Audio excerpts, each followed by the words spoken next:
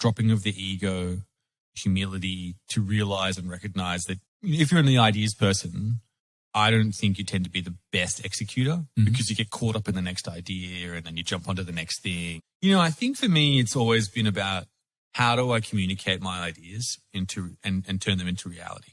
Mm-hmm.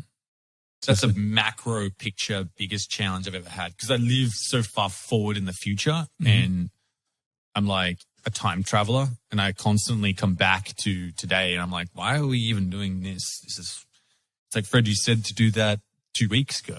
It's like, oh, yeah, that's right. I remember now. We've only just started doing this. Well, I've got a new idea now.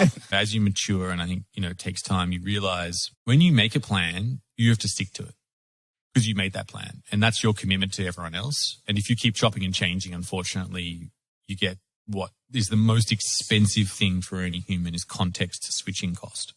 Mm-hmm. And context switching cost is sort of like this expense, which I think should be somewhere on the P&L. It essentially means when you switch from one idea to another and you stop and you move and you go. Now, some people can handle that. And I think there are certain people that enjoy that. There are certain moments when that's critical. Mm-hmm.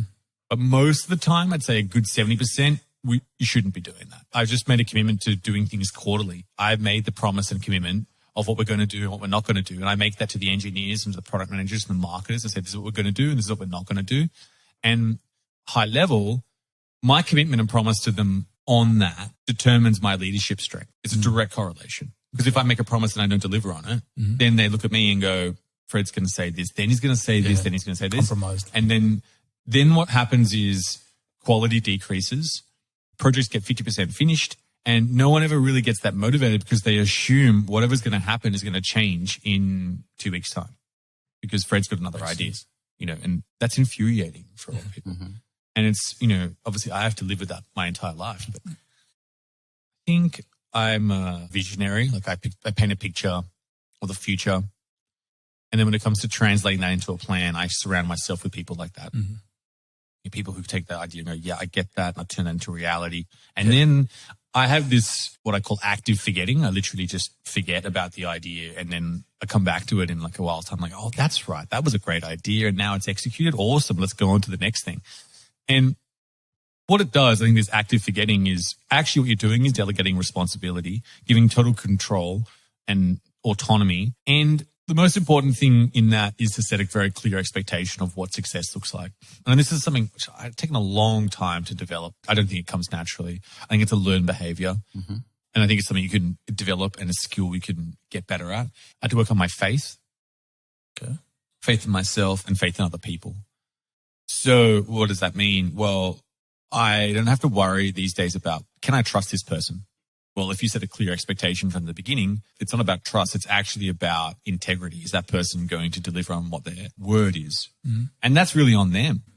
To be a disruptor, I think you need to swing for the fence. I'm trying to put more and more on. I have higher conviction. It's a new philosophy I have. I reject diversification within my investments, within my thinking, within my ideas. I'm these days backing one big idea or two. Right.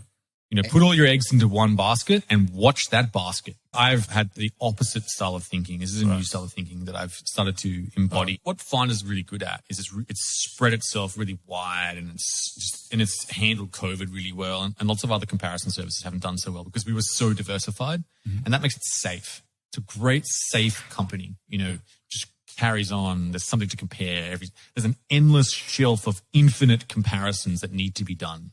Never ending. That's great.